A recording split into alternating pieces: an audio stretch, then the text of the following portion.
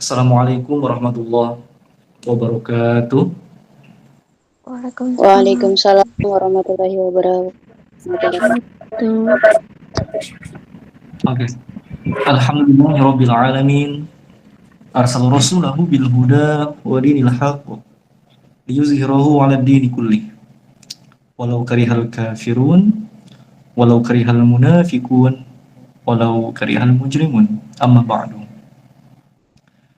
Asyhadu an la ilaha illallah wa asyhadu anna Muhammadan 'abduhu wa rasuluh.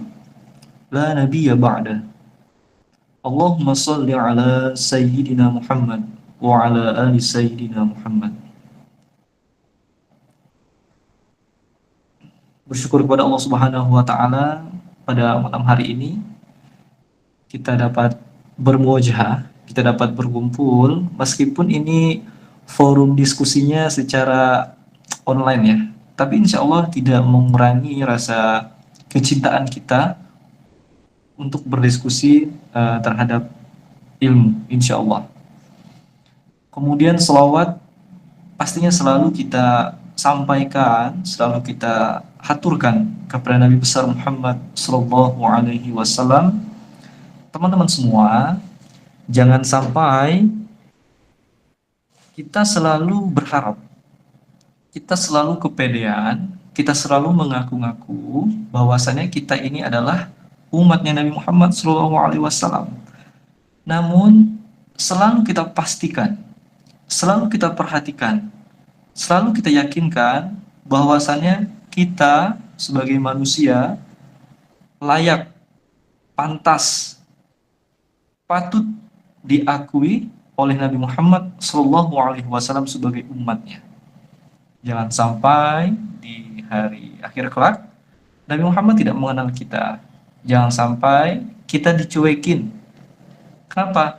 Karena kita pelit, enggak mau membaca salawat kepada Nabi Muhammad SAW. Jadi ayo kita saling mengingatkan bahwasannya ada amalan sunnah yang sudah menjadi kewajiban kita sebagai umat Islam untuk selalu menyampaikan salam kita kepada baginda Rasulullah SAW. Izin teman-teman saya memindahkan HP-nya ya.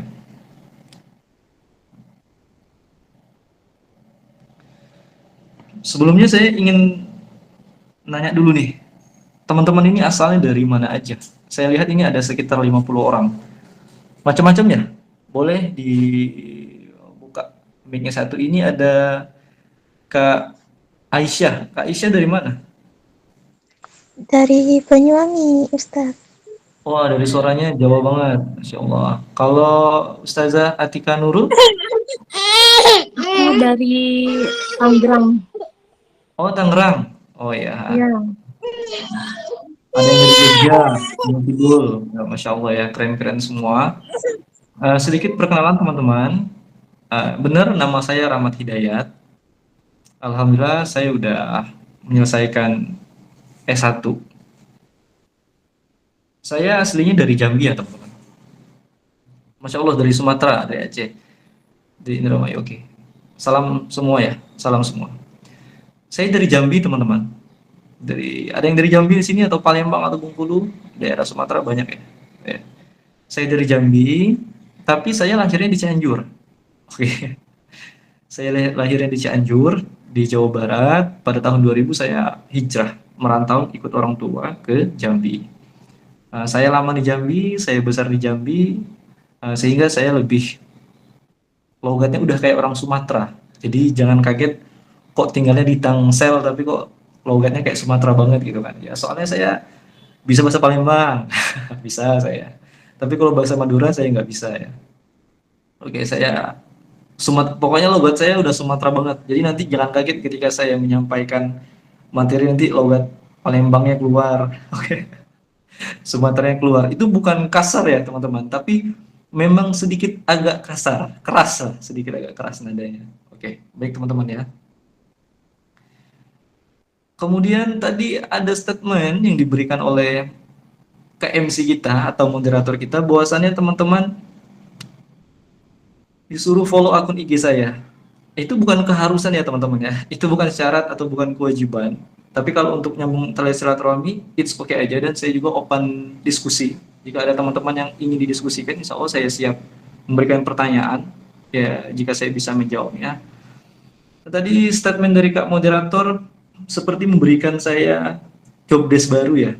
Karena dengan teman-teman memfollow saya, insya Allah nanti akan ada postingan-postingan dari Rahmat Hidayat yang bermanfaat. Jujur teman-teman, saya masih pasif ya di sosmed, di Instagram saya belum terlalu aktif, saya belum menjadi konten kreator, belum belum kepikiran dan memang belum ada waktu. Tapi insya Allah pelan-pelan saya akan posting hal-hal yang bermanfaat insya Allah. Selain memberikan maslahat untuk teman-teman, insya Allah juga itu pecutan atau pengingat untuk diri saya sendiri. Maaf Sebenarnya Ustadz, saya kalau hmm, saya apa namanya IG-nya Ustadz apa namanya? oh nanti tanya Nanti sama Kak admin ya, sama ini nanti. Simple kok, oh, nama saya Rahmat Hidayat. Pokoknya iya cari wajah, Ustadz, cari foto profilnya yang mirip saya. Kalau yang nggak mirip saya itu bukan saya berarti. iya Ustadz, Oke, makasih. sama-sama. Sebenarnya saya mengisi ini pada pekan lalu ya, tapi saya minta maaf banget karena saya ada beberapa urusan yang harus diselesaikan. Jadi alhamdulillah qadarullah pada malam hari ini kita bisa bertemu ya, bertatap muka walaupun secara online. Teman-teman semua, saya diberikan materi atau tema dari penyelenggara komunitas hijrah, ya, sahabat hijrah. Menurut saya temanya sangat menarik. Oke, sangat relevansi banget dengan isu-isu atau fenomena-fenomena yang terjadi dalam beberapa tahun terakhir, khususnya untuk akhwat ya. Salam juga di sini untuk ikhwan semuanya. Terkait tentang jodoh. Oke. Teman-teman, saya sedikit menyampaikan profil saya bahwasannya saya belum menikah. Oke. Jadi di materi ini kita sifatnya diskusi karena jujur saya belum ada pengalaman pribadi tentang pernikahan. Jadi saya akan pure menyampaikan dari apa yang saya kaji di pesantren, kemudian apa yang saya dengar dari ustadz-ustadz saya, dan apa yang saya baca dari Al-Quran, dari hadis, maupun buku-buku yang pernah saya baca dan saya pelajari. Jadi tidak ada sangkut pautnya dengan pengalaman pribadi saya. Nanti kita open discuss aja teman-teman. Kita dua arah, jadi santai aja, tidak perlu kaku. Oke ya. Teman-teman, kita batasi nanti ketika saya di sini saya tidak memberatkan ke ikhwan maupun ke akhwat, tapi saya akan berbicara secara universal, secara menyeluruh. Jadi saya tidak ingin ada yang tersakiti. Weh, kok Rahmat Hidayat nyindir akhwat terus ya? Kok Rahmat Hidayat nyindir ikhwan terus ya? Jadi saya membatasi itu, kita berbicara di forum yang secara universal ya. Saya tidak ada tendensius kepada kaum wanita dan juga tidak tendensius kepada kaum laki-laki. Jadi kita setara, equal, oke ya. Di mata hukum kita setara, teman-teman. Kalau kita berbicara tentang jodoh, ya, terkait temanya itu, jika jodoh tidak sesuai harapan, berarti kan konteksnya sudah berjodoh. Dari tema tersebut, konteksnya sudah menikah. Konteksnya sudah menjalani pernikahan. Bukan baru mau menikah, atau bukan mau ta'aruf, atau bukan mau PDKT-an. Kalau dari tema secara garis besar yang kita simpulkan, ya, jikalau jodoh tidak sesuai harapan. Teman-teman, ketika kita berbicara perjodohan, itu sangat erat banget kaitannya dengan pernikahan. Nah, rata-rata di berita, media cetak, maupun media sosial, apapun itu, di TikTok, di Facebook, maupun di Instagram, informasi-informasi yang terjadi tentang kegalauan-kegalauan, tentang, mohon maaf, yang sering dirugikan, yang sering dizalimi itu hampir 99% itu kaum wanita. Bener ya? Insya Allah benar. Ya, teman-teman sini aktif semua media sosialnya kan. Pasti teman-teman sering membaca kasus KDRT lah, itu yang pertama. Kemudian kasus tidak dinafkahi lah. Banyak banget. Ada yang menikah siri, menikah di bawah tangan.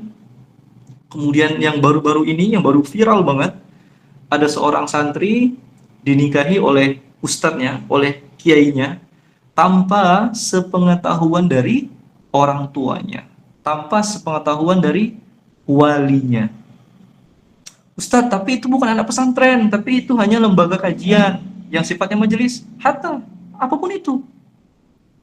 Di situ sudah ada embel-embel istilahnya agama, tentunya yang berafiliasi kepada lembaga pendidikan Islam. Si akhwat ini menikah, bahkan orang tuanya tidak tahu. Miris nggak?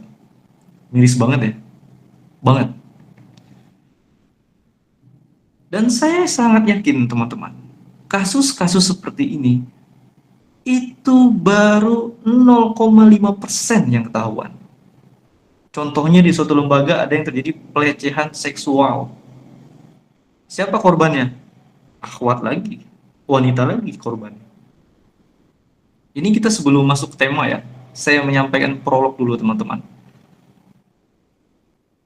Lantas pertanyaannya, kenapa wanita itu selalu menjadi korban? Lantas mengapa wanita itu selalu yang dizalimi? Dan kenapa wanita itu yang selalu menjadi bahan gunjingan? Pertanyaan besar untuk teman-teman para kaum wanita. Kenapa? Kenapa wanita dari zaman dulu ya, dari zaman kerajaan, dari zaman Nabi, dari zaman kesultanan, apapun itu eranya, wanita selalu menjadi tempat kezaliman, tempat penganiayaan. Bahkan di era yang modernisasi sekarang, wanita masih menjadi tempat isu-isu negatif. Teman-teman, sebelum masuk ke materi, saya ingin selalu mengingatkan kepada para akhwat khususnya yang hadir pada malam hari ini, betapa pentingnya teman-teman harus memiliki kestabilan emosional dalam berpikir. Kenapa? Kebanyakan di antara kita, di antara kita ya, antara saya dan teman-teman semua, kebanyakan di antara kita sangat pinter, kita sangat stabil, kita sangat cerdas dalam hal akademik, dalam karir, dalam penampilan. Wah, mindset kita atau pola pikir kita pakai banget ketika kita ingin belajar, mengejar prestasi 1, 2, dan 3, kemudian dalam mengejar karir. Pola-pola cara berpikir kita bisa bijaksana. Wah, saya harus belajar. Kalau nggak belajar, saya nanti jadi orang goblok. Saya harus belajar. Kalau saya nggak belajar, nanti susah dapat kerja. Saya harus jadi sarjana, jadi yang terbaik. Biar skill saya bertambah dan pekerjaan saya jauh lebih bagus. Emosional kita stabil. Kebijaksanaan kita stabil. Pola pikir positif kita stabil. Kewarasan kita dalam berpikir, dalam mengejar karir, dalam mengejar akademik, stabil. Tapi kenapa, khususnya untuk kaum akhwat, ketika dihadapkan dengan konflik sosial, dengan komunikasi sosial, baik itu menangani solusi yang hubungannya dengan bermuamalah atau dengan sosial, dengan kemanusiaan, banyak kaum wanita atau di antara kita yang belum stabil emosionalnya dalam berpikir untuk melahirkan rasa kebijaksanaan untuk diri sendiri. Jadi teman-teman butuh juga yang namanya kestabilan dalam berpikir, kestabilan dalam mengendalikan emosional, rasa perasaan teman-teman itu ketika dalam menangani konflik sosial. Contohnya apa? Kalau akhwat, kalau wanita bisa berpikir dengan logis, bisa berpikir dengan idealis, nggak ada yang namanya akhwat itu menikah, mohon maaf, menikah seperti kejadian yang viral-viral kemarin. Tidak akan akhwat ini dibohongi oleh laki-laki yang tidak bertanggung jawab. Tidak ada istilah nanti wanita yang disakiti oleh laki-laki yang tidak bertanggung jawab. Kenapa? Karena wanita tersebut memakai secara perfect ya, secara sempurna kestabilan emosionalnya dalam berpikir. Jadi ketika ada orang yang baik itu tampilannya alim, tampilannya itu keren, agamis, tapi ketika udah melenceng dari syariat, udah, jangan coba-coba, jangan tergoda, jangan tertutup dengan topeng kealimannya.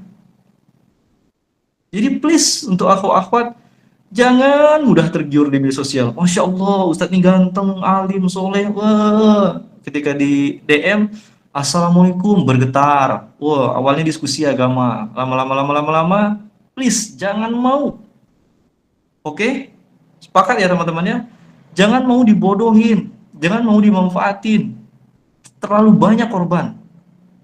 Sudah terlalu banyak oknum-oknum yang memanfaatkan para kaum wanita. Apalagi teman-teman ini sekarang lagi masa puberitas, lagi masa-masa mencari jati diri. Setiap orang yang dilihat jadi idola. Dikit-dikit, Masya Allah, idola saya. Dikit-dikit, Masya Allah, idola saya. Semuanya idola. Jangan ya teman-teman ya, teman-teman harus bisa memfilter. Oke? Teman-teman harus menjernihkan akal pikirannya. Jangan mau kena brainwash, jangan mau dicuci otaknya. Oke? Harus mempunyai rasa kestabilan dalam emosional. Berpikir akan melahirkan sebuah kebijaksanaan. Jadi teman-teman bisa memilih mana yang baik dan mana yang buruk. Jangan sampai teman-teman di sini menjadi korban berikutnya, atau mungkin teman-teman di forum ini yang sudah pernah mengalami hal-hal yang tak mengenakan tentang percintaan, come on, move on ya. Tak ada waktu untuk melihat ke belakang, ya maju terus. Dan mungkin untuk ikhwan-ikhwan yang ada di sini, please teman-teman semua, kita jaga marwah kita sebagai laki-laki. Jangan umbar-umbar janji, ya. Jangan umbar sesuatu yang belum bisa kita pertanggungjawabkan. Kasihan anak orang. Oke, itu pesan saya ya, sebagai prolog aja 10 menit. Ini pesan saya. Saya nggak ingin teman-teman semua mendapatkan hal-hal yang tidak mengenakan seperti kejadian-kejadian yang viral. Oke, kita akan masuk teman-teman ke pembahasan kita. Kita sebagai manusia sebenarnya sudah ditakdirkan oleh Allah Subhanahu wa taala bahkan 50.000 tahun sebelum Allah Subhanahu wa taala itu menciptakan bumi, langit dan lain sebagainya, atmosfer yang ada di muka bumi ini. Allah itu sebenarnya sudah menulis nama kita dalam penanya di Lauhil Mahfuz sampai daun itu mengering, sampai kertas itu mengering dan jatuh. Bahkan ketika kita lahir, kata Nabi Muhammad SAW, jodoh, rizki, kemudian maut, takdir baik dan takdir buruk, itu sudah Allah gariskan. Itu sudah Allah canangkan untuk kita semua. Jadi kalau sekarang ada istilahnya sudah menikah, tapi ketika menikah baru sadar, oh ternyata pasangan saya nggak sesuai ekspektasi saya. Oh ternyata ketika sudah menjalani berbulan atau bertahun-tahun, beda ketika PDKT dulu. Ini contohnya ya. Beda ketika ta'arufan dulu. Atau mungkin ada yang melalui proses ya PDKT. Beda. Kalau dulu mungkin mesra banget, kata-katanya indah dan lain sebagainya. Dulu kok nampaknya alim banget ya. Nampaknya kok dulu soleh banget ya. Suami saya penghafal Quran, istri saya penghafal Quran, kok pas udah di rumah jarang ngaji ya. Kok pas di rumah alimnya hilang ya gitu. Oke, teman-teman, saya sampaikan, maupun itu laki-laki alim, maupun itu wanita yang alim, teman-teman, kita ini sama-sama manusia. kita sama-sama memiliki yang namanya al-imanu yazid wa yanqus. Iman tuh kadang naik, kadang turun. Jadi ketika teman-teman di sini yang sudah menikah atau nanti menikah, ketika melihat pasangan kita imannya sedang turun atau berbeda dari yang kita bayangkan, teman-teman jangan cepat mengambil kesimpulan. Jangan terlalu cepat mengambil sebuah keputusan. Oke? Khususnya yang akhwat. Teman-teman jangan cepat mengambil tindakan. Contohnya apa? Wah, udahlah, cerai aja. Oh, jangan. Hati-hati.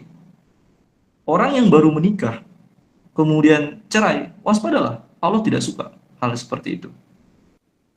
Teman-teman, tidak ada wanita maupun laki-laki yang sempurna. Semuanya itu melalui proses yang sama. Oke? Si akhwat mempunyai latar belakang yang berbeda. Ikhwan mempunyai juga latar belakang yang berbeda. Ketika Allah satukan, ketika Allah satukan dalam biduk rumah tangga, maka itu semuanya menjadi proses. Kalau kita lihat sekarang banyak yang menikah, banyak yang langgeng, ada yang mungkin 25 tahun orang tua kita gitu kan. Coba tanya deh ke orang tua kita. Apa iya bahtera rumah tangganya itu lurus saja? Enggak. Pasti ada goyang-goyangnya. Kalau goyangnya nggak kencang ya palingan goyangnya dikit getarannya. Pasti ada badainya. Pasti ada ombak rintangannya. Nggak ada yang istilah mulus-mulus banget, itu nggak ada teman-teman semua. Jadi untuk akhwat nanti dan ikhwan, ketika sudah menikah, melihat pasangan tidak sesuai ekspektasi, jangan cepat-cepat mengambil kesimpulan. Teman-teman harus belajar mengambil suatu ibarah. Teman-teman harus bisa mengambil suatu hikmah dengan apa yang terjadi di dalam kehidupan teman-teman. Ini saya contohkan. Pada zaman Nabi Muhammad SAW dulu teman-teman, ada salah seorang sahabat yang bernama Zaid ya. Zaid itu dulu menikah dengan Zainab binti Jasi. Mereka akhirnya cerai teman-teman. Padahal mereka itu dulu menjadi sesuatu yang diidam-idamkan gitu kan. Tapi mereka harus cerai. Kenapa harus cerai? Karena ada ketidaksepemahaman dalam urusan kehidupan. Itu biasa teman-teman.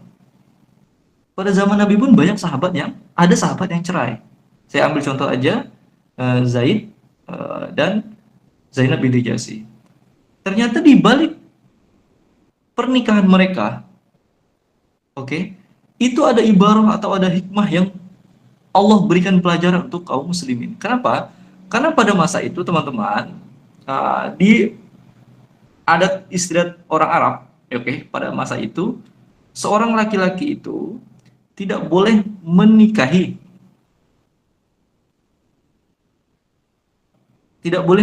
istri yang anak angkat.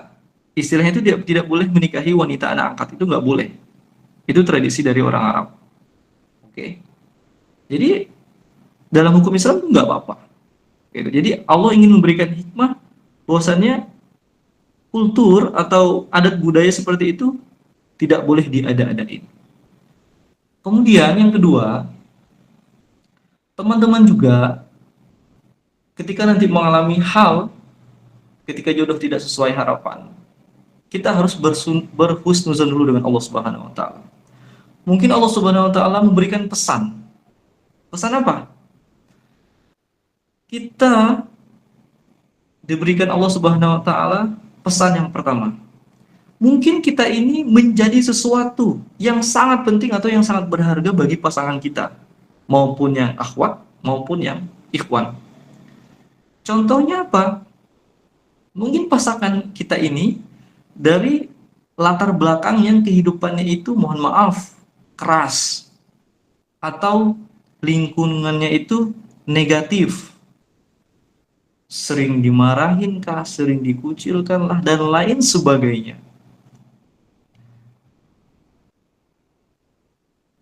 Mungkin juga pasangan kita dulu ini banyak berdoa atau banyak meminta kepada Allah Subhanahu wa taala ingin diberikan suami atau istri yang bisa menjadi pengayom, bisa menjadi pembimbing, bisa menjadi pembina, bukan hanya sekedar pasangan suami istri aja.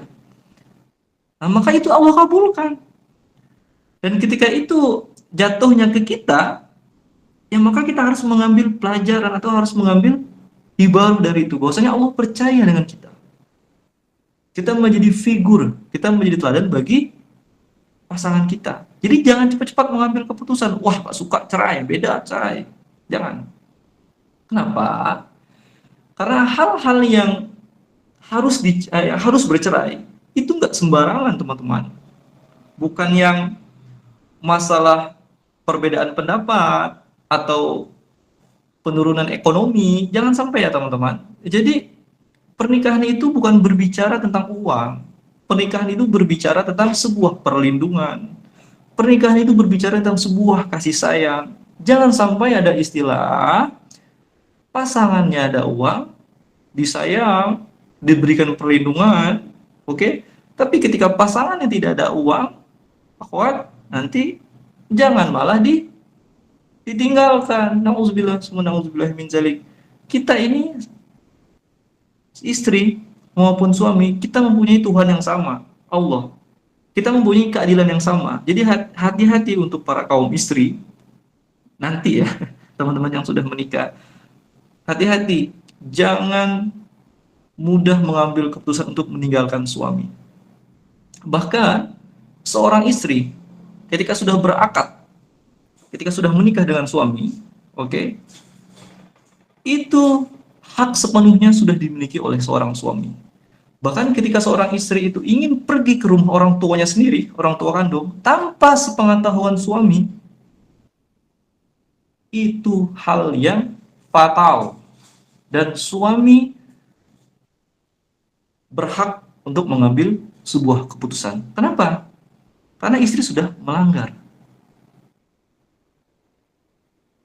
Seperti itu teman-teman. Jadi ketika mengalami hal-hal yang tidak mengenakan dalam rumah tangga, pasangan kita tidak sesuai, jangan langsung mengambil sebuah keputusan. Kita coba untuk mengambil suatu ibarah atau mengambil suatu hikmah. Apa yang terjadi dari kehidupan saya ini? Gitu. Kemudian, teman-teman semua, maka dari itu bagaimana caranya agar kita terhindarlah, kalau nggak terhindar 100%, kita bisa terhindar setidaknya 50% saja, kan lumayan itu. Agar kita terhindar dari hal-hal yang tidak mengenakan nanti ketika kita menjalani bahtera rumah tangga. Maka dari itu, masalah pernikahan ini sudah Allah atur, teman-teman. Allah sudah katakan, Allah itu menciptakan manusia itu secara berpasang-pasangan. Kalau ya seingat saya dalam surah Ar-Rum, ayat 21, wa min ayatihi an khalaqalakum min anfusikum azwaja litaskunu ilaiha wa ja'alakum bainakum mawaddatan wa rahmah inna fi dzalika laayat liqaumin yatafakkarun. Allah katakan, di antara tanda-tanda kebesaranku, kata Allah, di antara tanda-tanda kebesaran Allah Subhanahu wa taala, bahwasanya Allah itu menciptakan manusia secara berpasang-pasangan. Untuk kalian, ya untuk kita. Tentunya dengan jenis yang berbeda. Kenapa Allah menciptakan berpasang-pasangan? Agar manusia itu, agar kita itu merasakan tentram. Dan Allah juga menjadikan di antara kita itu menumbuhkan rasa kasih sayang antara ikhwan dan akhwat, antara istri dan suami. Jadi teman-teman, jikalau sekarang sering saya dengar ada istilah, kenapa belum nikah mas? Kenapa belum nikah mbak? Jodohnya belum ketemu. Jodohnya belum ada. Jodohnya belum datang. Oke. Sebenarnya teman-teman, kalau kita mau bedah, bukan jodohnya belum datang. Ini untuk teman-teman yang sudah umurnya masuk kriteria ya. Kalau di bawah umur ya nggak boleh nikah. Kadang kita ini sebagai manusia itu terlalu ribet, terlalu banyak pilihan. Benar ya? Allah itu pasti selalu mengirimkan sinyal-sinyal terkait pernikahan. Allah itu pasti selalu memberikan hidayah. Ya, mungkin dalam bentuk informasi. Contohnya di sini misalnya Kak Aisyah. Ini experience aja ya, example aja. Kak Aisyah mungkin ini ada ikhwan mau ta'aruf atau ikhwan mau kenalan atau ada ikhwan yang ingin mengajak menikah.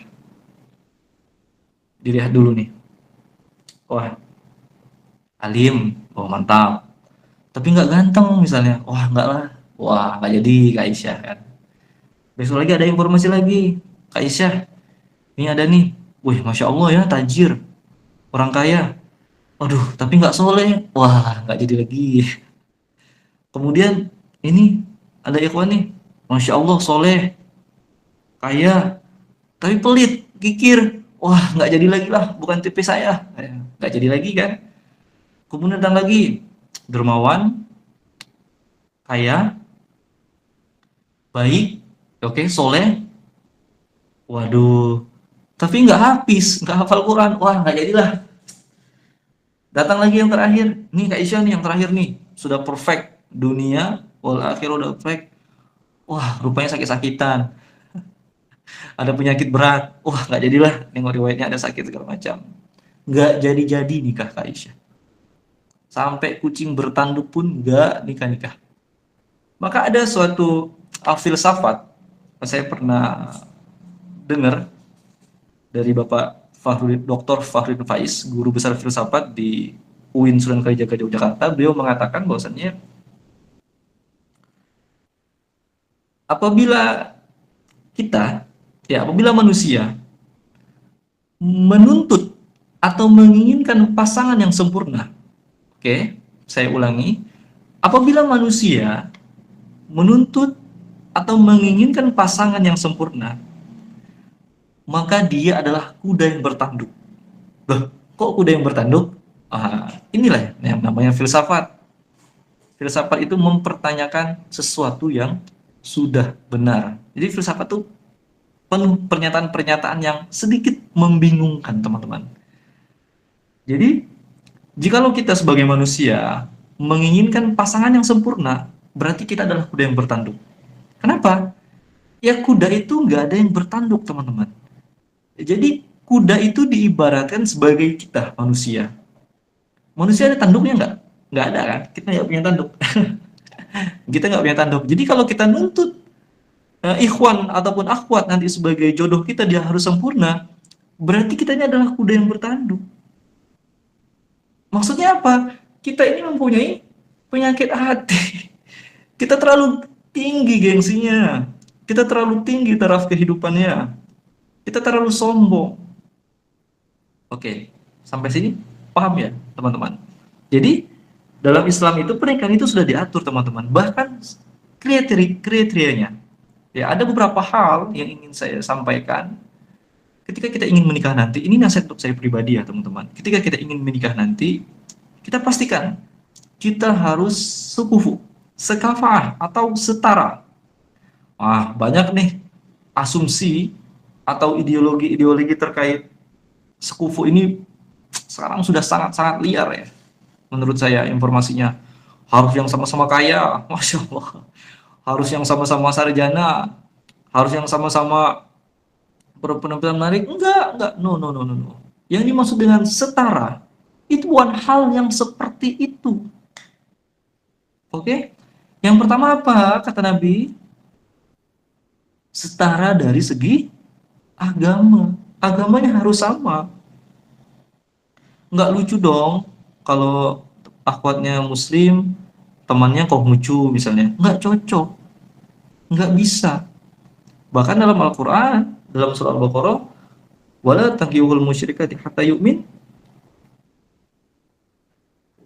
Allah sampaikan dalam Al-Quran tersebut di surah Al-Baqarah, lebih baik seorang mukmin itu, yang taat itu menikah dengan budak, dengan hamba saya yang beriman, daripada menikah dengan wanita yang cantik, dengan laki-laki yang ganteng, yang kaya dan sebagainya, tapi dia tidak beriman.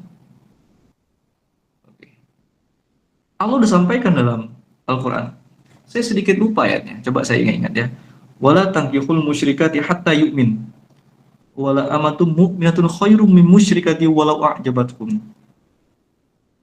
Wala tunkihul musyrikati hatta yu'minu wala 'abdun mu'minun khairum. Wah, saya sudah sedikit lupa ayatnya. Tapi itu ada dalam surah Al-Baqarah. Teman-teman boleh cek. Saya takut berdosa ya, teman-teman. Saya buka sebentar mushaf.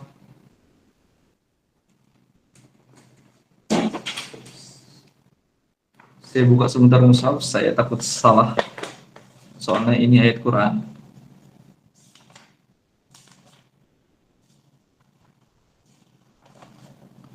Iya, benar. Dalam surah Al-Baqarah ayat 221, teman-teman. Ini Allah sampaikan, wala tankihul musyrikati hatta yu'min. Wala amatum mu'minatun khairum min musyrikati walau a'jabatkum. Wala tunkihul musyrikin hatta yu'minu wala 'abdun mu'minun khairum min musyriki walau a'jabakum. Ulaika yad'una ilan nar wallahu yad'u ilal jannati wal maghfirati bi'idznihi wa yubayyinu ayatihi lin-nasi la'allahum yatadhakkarun. Saya bacakan sedikit artinya supaya tidak salah. Dan janganlah kamu nikahi perempuan musyrik atau bukan beriman sebelum mereka beriman. Sungguh hamba sahaya perempuan yang beriman lebih baik daripada perempuan yang musyrik, meskipun dia cantik atau menarik hati. Bahkan sebaliknya, hamba sahaya atau laki-laki yang beriman walaupun mukanya tidak menarik, ya istilahnya kurang cantik lah atau kurang ganteng ya. Ingat, nggak ada yang nggak cantik, nggak ada yang nggak ganteng, hanya kurang aja, kurang cantik dan kurang ganteng, semuanya perfect di mata Allah Subhanahu Wa Taala. Jadi lebih baik kita itu nikah dengan orang yang, mohon maaf, mungkin taraf ekonominya masih belum stabil, tapi dia beriman. Lebih baik kita menikah dengan orang tersebut, pasangan tersebut, daripada kita menikah dengan orang yang taraf ekonominya sudah tinggi namun imannya nggak sama dengan kita. Oke, itu dari hal yang pertama, teman-teman. Yang dimaksud setara itu dari segi agamanya. Kemudian yang kedua, itu yang dimaksud dengan setara itu, teman-teman, itu dilihat dari status sosialnya. Contohnya apa, teman-teman? Status sosialnya itu banyak banget. Boleh mungkin satu daerah, satu kebangsaan, satu kewarganegaraan, satu suku, boleh satu bahasa. Kenapa? Karena itu akan sangat memudahkan nanti berinteraksi dalam urusan rumah tangga. Jadi jangan maksain akhwat atau ikhwan, pengen nih punya suami orang Palestina, pengen nih punya istri orang Gaza Palestina, punya istri orang Mesir dan lain sebagainya. Tapi kita nggak tahu, kita nggak paham, kita belum bisa mengenal diri kita sendiri, kita nggak bisa bahasa Arab, kita nggak bisa bahasa asing, justru itu makin merepotkan. Jadi jangan, kita boleh tinggi, tapi harus tetap terukur, seperti itu, teman-teman. Jadi status sosialnya harus setara, tidak diharuskan, oke? Status sosialnya itu tidak diharuskan, tapi ini anjuran, kata para ulama itu, supaya memudahkan interaksi nanti dalam dunia pernikahan, dalam berumah tangga. Kan enak kalau kita sama-sama misalnya orang Jawa, lembut gitu kan. Kalau orang Jawa ketemu orang Medan, kaget orang Jawa. Apalagi kalau istrinya orang Jawa, suaminya orang Medan. Wah, senam jantung terus nanti. Kalau suaminya orang Palembang, dapat istri orang Sunda, wah, bukan mustahil ya, teman-teman ya, tidak ada yang mustahil. Dan ini tidak diharuskan, tapi hanya dianjurkan. Ya, kalau bisa, kalau nggak bisa juga nggak apa-apa. Bagus juga kalau beda daerah. Mungkin saya orang Jambi, saya pengen dapat misalnya orang Jawa Barat. Nah, jadi kampungnya ada dua. Nggak basah, nggak apa-apa, teman-teman ya. Ini bukan suatu keharusan, hanya dianjurkan saja. Kemudian, misalnya status sosial yang lain apa, teman-teman? Ya, mungkin dari ikhwan, taraf ekonomi kita masih pas-pasan. Jangan pula kita mencari akhwat yang mungkin taraf ekonominya lebih tinggi daripada kita. Takutnya nanti malah ada rasa pesimis, insecure, atau minder, atau nanti banyak hal-hal sisi negatif yang akan dirasakan oleh ikhwan ketika sedang proses perjalanan pernikahan nanti. Atau yang akhwat, mungkin ketika sekarang upgrading soft skillnya atau hard skillnya belum terlalu mumpuni, belum terlalu tinggi istilahnya, ya kita cari juga pasangan yang setara, yang bisa memahami kita.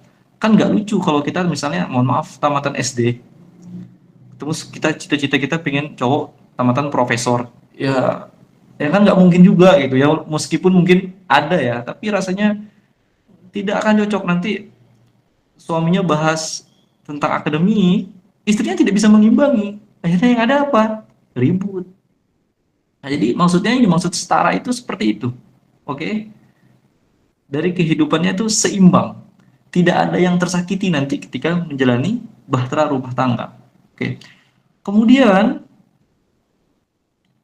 yang paling pokok, yang paling penting dalam kesetaraan, dalam sekafa'ah itu teman-teman, mempunyai tujuan yang sama. Meskipun visi, misi, dan cara berproses itu berbeda-beda, yang penting tujuannya sama. Saya contohkan saja. Misalnya wanitanya ini tamatan pesantren, atau afirmasi positifnya itu lebih ke lembaga keagamaan, lebih ke Islaman, disiplin ilmunya. Laki-lakinya ini pembisnis misalnya. Tapi sebelum menikah, ketika ta'aruf, mereka mempunyai visi misi atau tujuan yang sama. Meskipun prosesnya berbeda teman-teman, jalannya berbeda. Si suami ini pengusaha, istrinya ini seorang pendakwah. Tujuan mereka ingin mempunyai lembaga pendidikan yang bisa menampung mungkin putra-putri di Indonesia sebagai ingin menjadi orang-orang berprestasi, bisa menghafal Quran, membuat pesantren mungkin, atau membuat lembaga pendidikan. Tujuannya ada. Meskipun caranya yang berbeda. Si suami mensupport dari belakang dengan cara disiplin ilmunya sebagai pengusaha atau disiplin ilmu lainnya. Si istri fokus bagian pengembangan kedisiplin ilmu agamanya, tapi demi tujuan yang sama, akhirnya bisa tercapai. Nah, jadi nggak ada istilah yang dimaksud dengan sekufu atau setara itu kaya sama kaya, miskin sama miskin, bodoh sama bodoh. Enggak, tidak ada seperti itu teman-teman. Tapi mempunyai tujuan yang sama. Meskipun misalnya saya punya dosen ya teman-teman, sedikit cerita, saya punya dosen di Jambi waktu itu. Istrinya itu sekarang sudah menjadi dosen, ya. Saya cerita, ini real, saya nggak bohong.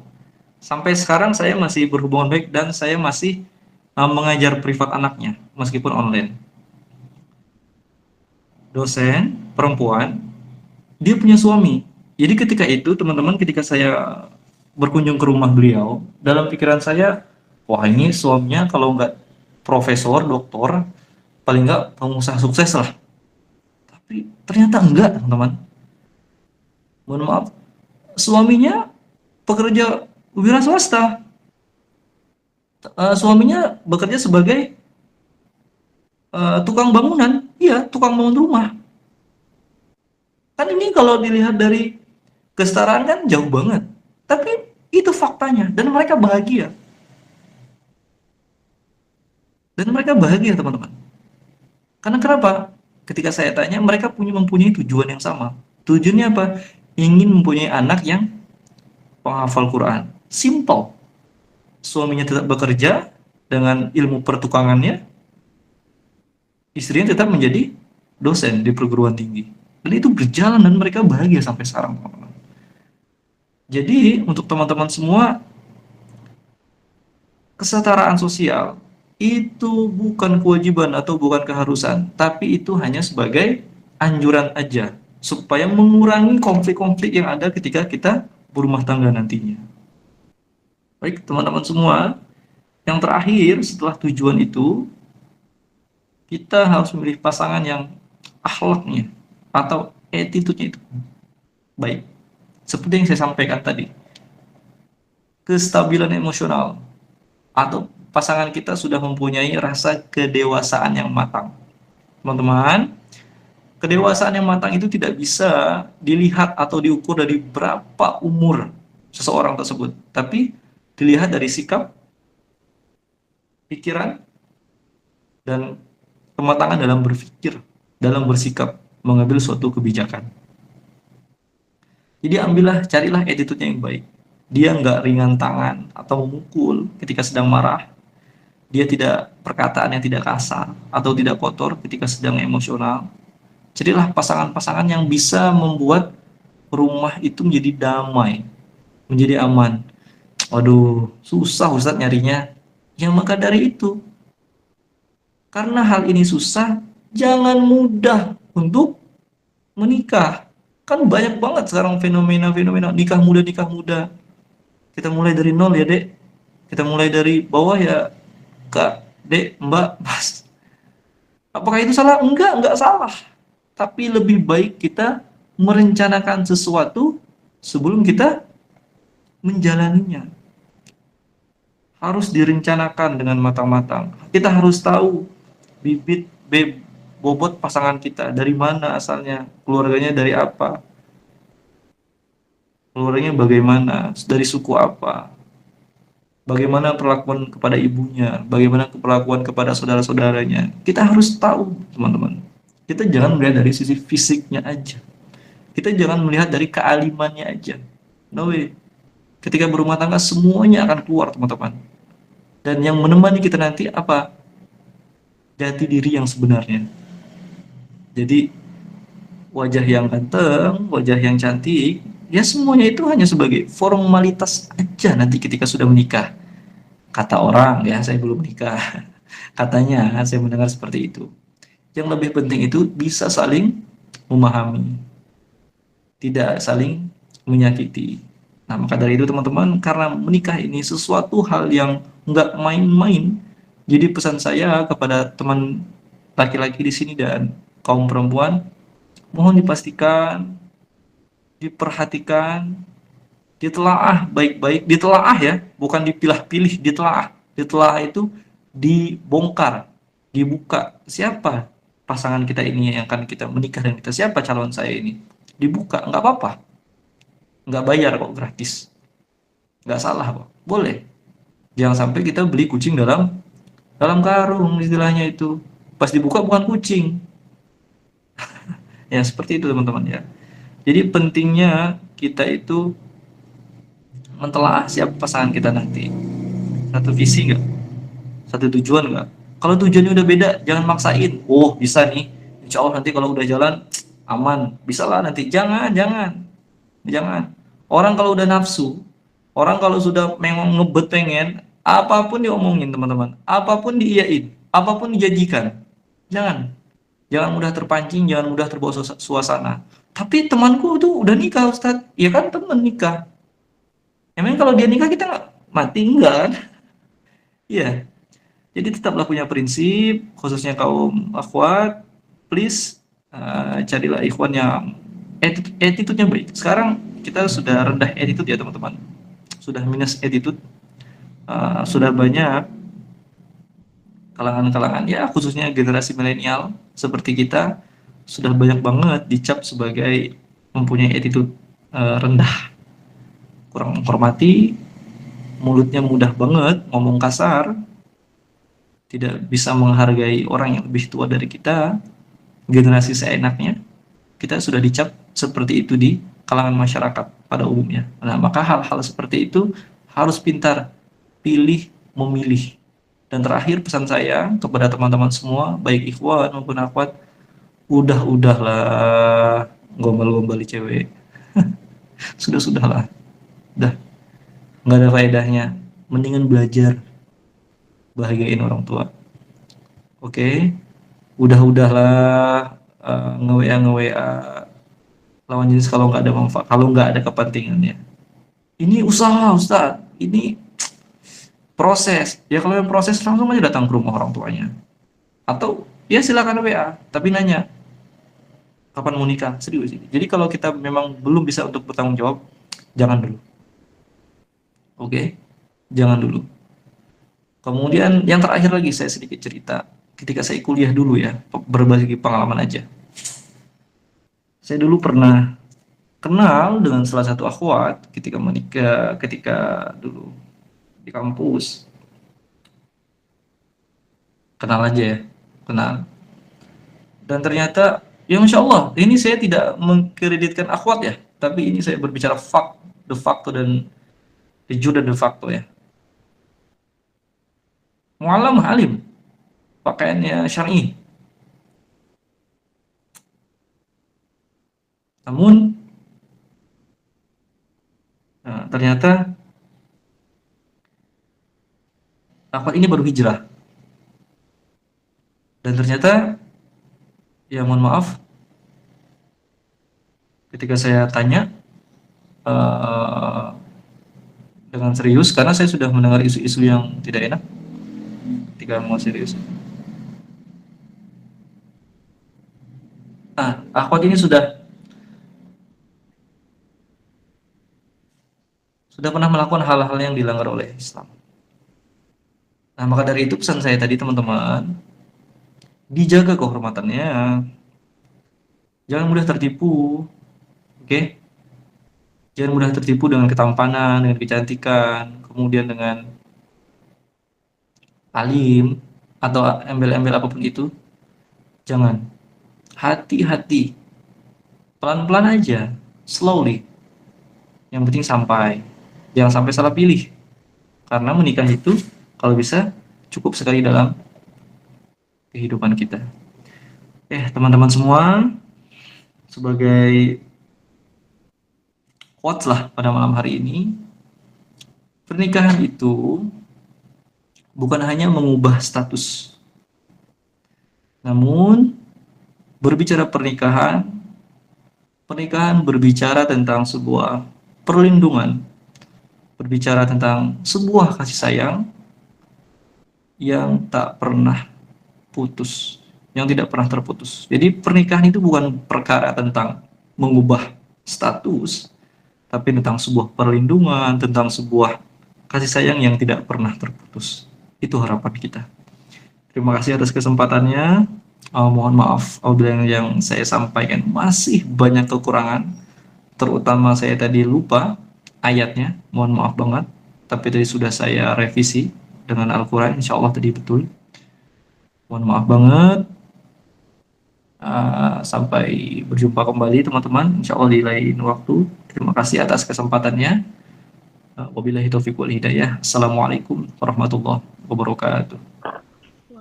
Waalaikumsalam warahmatullahi wabarakatuh. Waalaikumsalam Warahmatullahi wabarakatuh. Ya, Masya Allah, tabarakallah, syukran kasiran atas ilmu yang telah disampaikan Ustadz. Baik, kita ke acara yang selanjutnya, yaitu sesi tanya jawab. Kepada seluruh teman-teman dipersilahkan untuk bertanya, bisa melalui on mic atau menulis di kolom komentar. Untuk on mic kita batasi 2 pertanyaan, dan untuk pertanyaan di kolom komentar kita batasi 3 pertanyaan. Dan untuk yang on mic, boleh untuk angkat tangannya terlebih dahulu, nanti akan dipersilahkan oleh penyelenggara.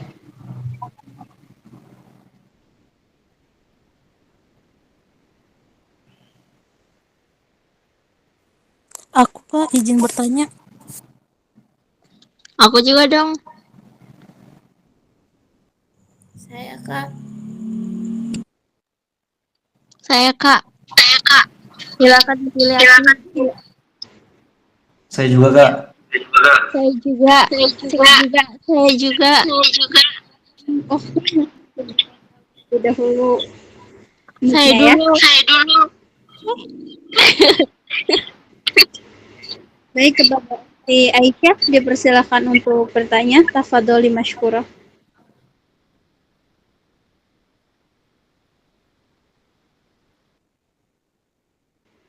Ukhti Aisyah masih di tempat?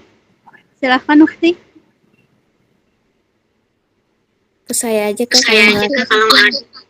Fatima aja Kak. Aku Kak. Ya, Fatima aja. silakan.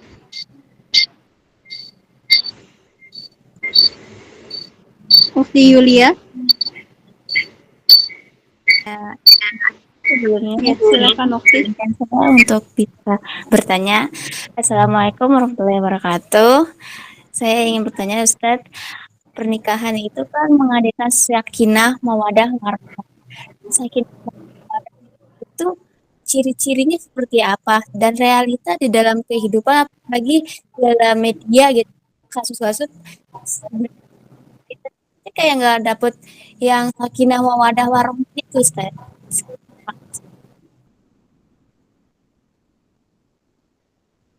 Mohon diulangin oleh moderator, macet-macet tadi suaranya.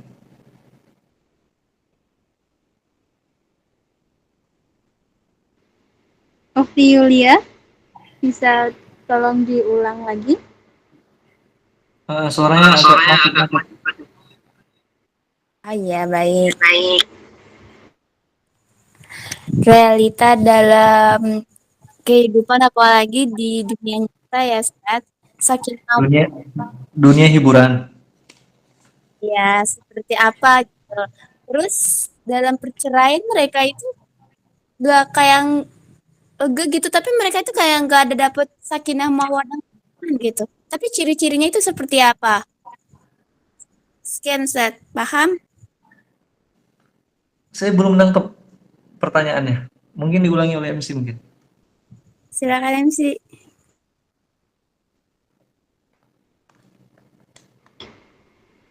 Mungkin maksud Okti Yulia ciri-ciri keluarga yang sakinah mawadah warahmah begitu Okti atau bagaimana? Iya, seperti itu.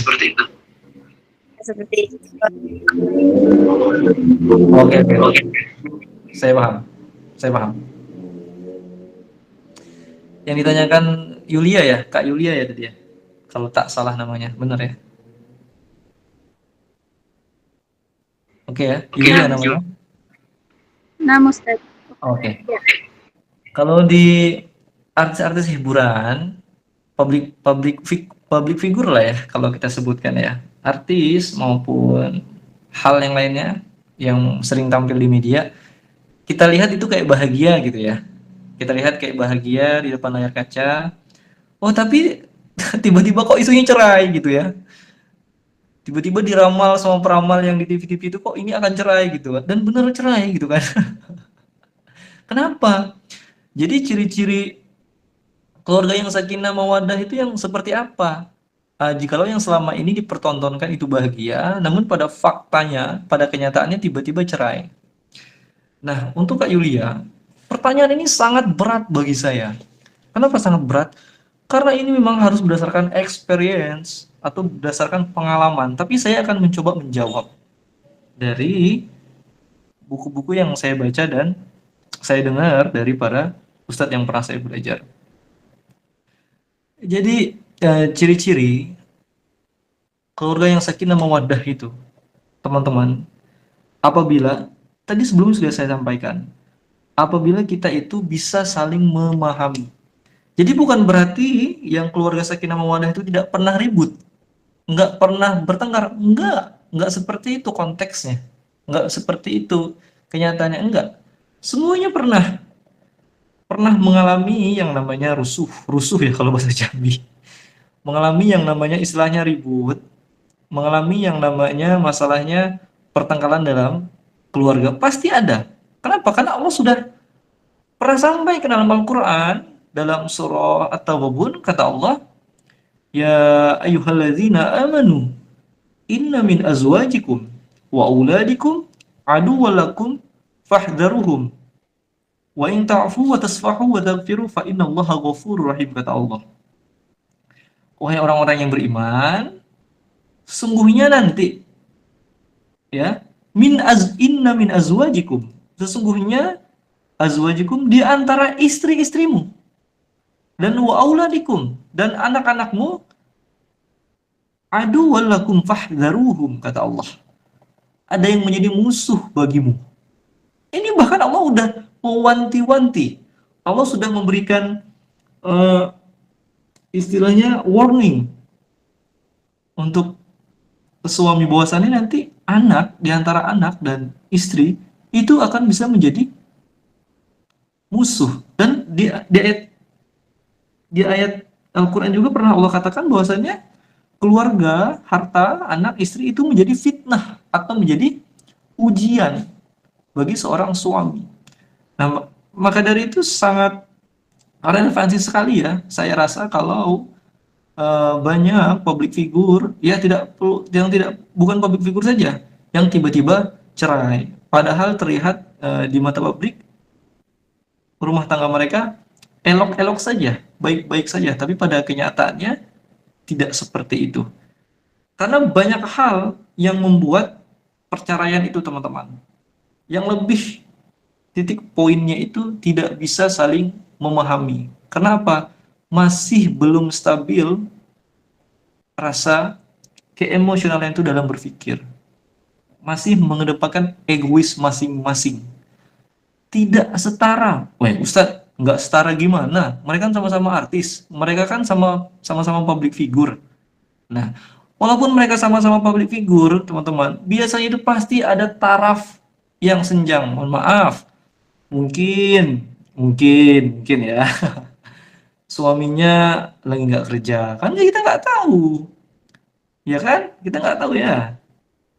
Mungkin istrinya ada ketika main sinetron atau apa bertemu dengan ikhwan yang udah melakukan hal-hal yang tidak wajar. Mungkin ya ada pertemuan atau mungkin ada bersentuhan secara fisik. Nah, bisa saja hal-hal tersebut menjadi pemicu hancurnya rumah tangga. Tapi yang jelas ciri-ciri untuk keluarga sakinah mawaddah warahmah itu sudah jelas, sama-sama memiliki tujuan yang sama. Kemudian yang kedua, bisa saling memahami. Oke, bisa saling memahami.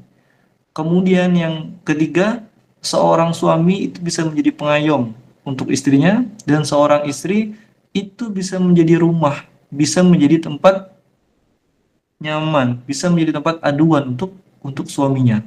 Sesimpel itu. Kalau kita pikirkan, tapi nggak sesimpel ketika dijalankan.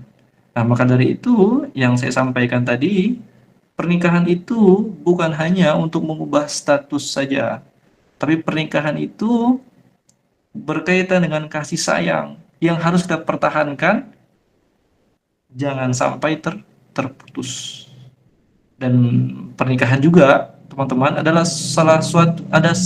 dan pernikahan itu adalah salah satu jalan atau sebagai satu jembatan untuk mencapai titik kebahagiaan. Jadi Kak Yulia, yang dilihat atau yang dimasukkan ke dalam pikiran harus afirmasi atau info-info yang positif-positif aja lah. Oke? Masih banyak kok public figure yang di depan layar kaca bagus-bagus, romantis gitu kan, dan di belakangnya juga mereka rumah tangganya masih elok. Jadi jangan sampai ketika kita melihat public figure terlihat bagus, rupanya di belakangnya mereka malah cerai. Jadi lebih baik kita nanti takutnya malah takut untuk menikah. Jadi lebih baik kita fokus aja kepada public figure yang lebih banyak mencontohkan baik di depan dan baik juga di belakang layar. Jadi seperti itu. Oke, terima kasih. Ya, Masya Allah, tabarakallah, syukran Ustadz atas jawaban yang telah diberikan. Semoga terjawab. Baik, kita ke pertanyaan berikutnya kepada Ukhti Fatimah Zahra, dipersilahkan untuk bertanya. Tafadholi masykurah. Bismillahirrahmanirrahim. Assalamualaikum warahmatullahi wabarakatuh. Waalaikumsalam. Jadi gini Ustadz, kan Ya, kita ini...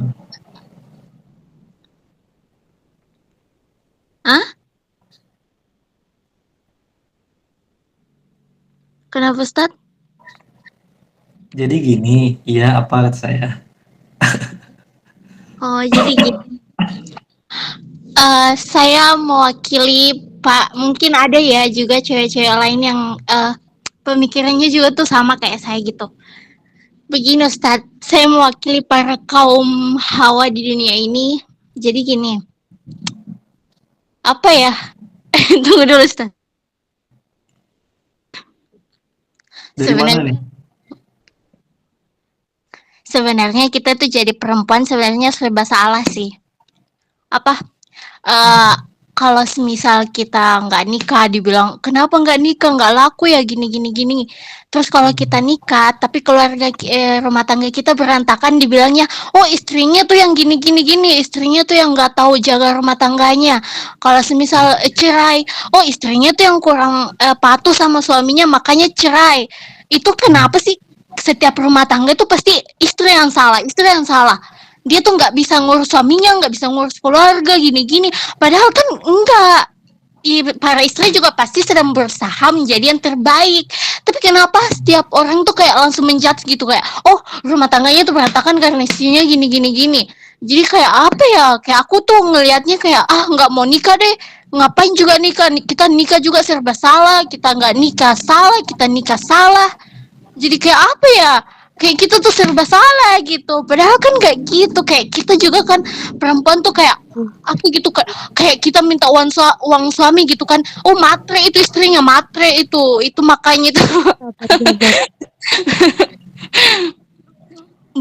enggak apa-apa, enggak emosi kok. Cuman apa ya kayak jengkel aja gitu. Kayak gitu. Jadi kita tuh kayak apa ya, kayak aku tuh berpikiran nggak usah nikah deh, lagian juga buat apa gitu nikah, aku juga bisa hidup kok tanpa laki-laki. Dibilangnya lagi nggak boleh gitu, sok-sokan itu namanya, kamu tuh pasti butuh yang namanya laki-laki. Enggak kok, aku nggak butuh yang namanya laki-laki. Aku mah apa ya, aku nggak butuh yang namanya pernikahan, walaupun kan pernikahan itu sunnah bahkan bisa menjadi wajib ya, nggak tahu deh intinya kayak gitu. Tapi kayak aku memandang pernikahan itu eh, nggak indah. Kalau ada yang bilang oh pernikahan itu indah gini gini gini, enggak, aku nggak mau percaya. Karena contoh ya Ustadz ya, papa aku ini bukan aku menjelekkan ayah aku sendiri, tidak, tapi di keluarga saya itu rata-rata yang saya lihat pakai mata kepala saya sendiri tuh cowok-cowoknya tuh nggak cukup sama satu cewek. Contoh ayah saya itu nikahnya 4 kali. Di situ saya kayak mengambil keputusan, oh nggak mau, saya nggak mau nikah, laki-laki nggak cukup sama satu cewek. Ibu saya meninggal, ayah saya menikah lagi, saya nggak mau menikah karena kalau saya meninggal, suami saya menikah lagi, otomatis anak saya sama istri barunya suami saya dong, nggak mau saya nggak mau suami saya terbagi, apalagi anak saya diasuh sama madu saya nggak mau. Jadi saya memutuskan untuk tidak menikah, walaupun ada yang bilang oh menikah itu ibadah, oh itu dapat pahala, masih banyak kok pahala-pahala yang lain selain menikah.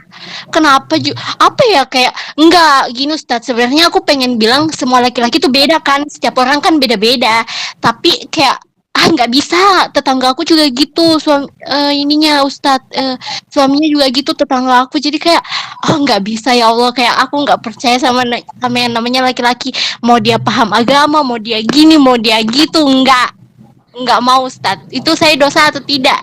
Sekian dan terima kasih. Wassalamualaikum warahmatullahi wabarakatuh.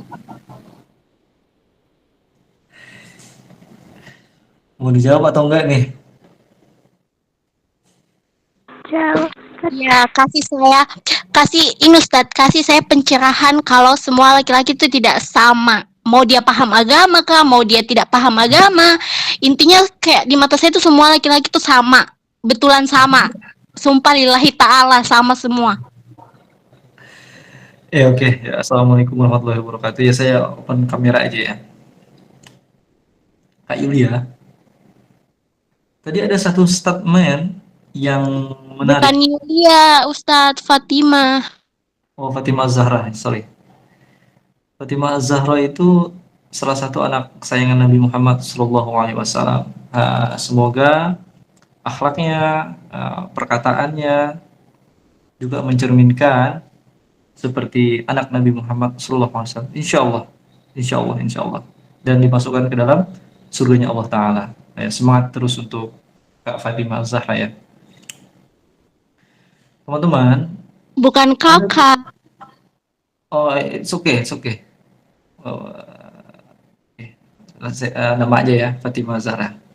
Teman-teman semua, ada satu statement yang menarik bagi saya, dikatakan oleh Fatimah tadi, bahwasannya berikan suatu statement dari saya agar pola pikir atau paradigma mengenai laki-laki itu sama di mata Fatimah. Itu statement yang pertama ya. Kemudian ada statement yang kedua mengenai bahwasannya Kak Fatimah tadi mengatakan tidak ingin menikah. Oke. Ada beberapa unsur yang bisa kita ambil, yang bisa kita diskusikan tentunya. Yang pertama, setiap orang itu pasti, yang saya sampaikan tadi itu, mempunyai lingkungannya masing-masing. Ya, maupun itu lingkungan yang positif maupun lingkungannya negatif. Oke. Setiap orang pasti memiliki pengalaman yang berbeda-beda. Pengalaman positif maupun pengalaman yang negatif yang tidak mengenakkan orang tersebut. Dan setiap orang itu mempunyai sudut pandang atau cara berpikir yang berbeda-beda pula. Nah, apa yang membuat paradigma seseorang, apa yang membuat paradigma atau pola pikir seseorang itu mudah untuk berstatement atau berani mengatakan sesuatu yang contohnya ya, langsung ke Kak Fatimah, tidak ingin menikah dan mengatakan bahwasannya laki-laki itu sama. Kenapa? Jadi orang itu berkata, orang itu berpikir, oke, itu hasil inputan, itu hasil dari experience yang terjadi di lingkungan. Apa yang menyebabkan faktornya? Yang pertama lingkungan. Lingkungan yang buruk, lingkungan yang negatif, pasti itu akan menginput ke dalam pikiran kita sesuatu yang buruk pula. Kemudian yang kedua, pengalaman. Trauma kah? Atau apalah, pernah diselingkuhin kah? Atau mohon maaf dulu pernah berhubungan dengan lawan jenis dan lain sebagainya, sampai galau dan segala macamnya. Afirmasi negatifnya masuk ke kepala kita, teman-teman. Kemudian yang ketiga, pola bacaan kita, literasi kita, pemahaman kita dalam taraf belajarnya.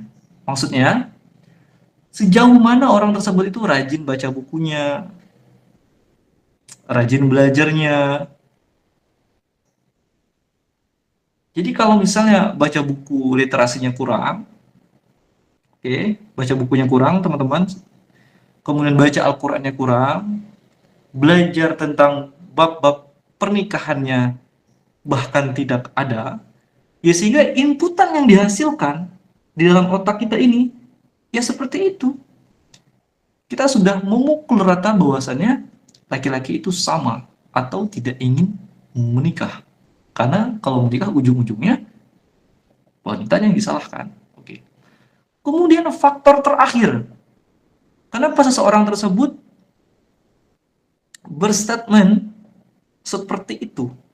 Yang tadi apa? Ada yang rusak, ada yang belum sempurna, ada yang retak antara hubungan kita dengan Allah Subhanahu wa Ta'ala.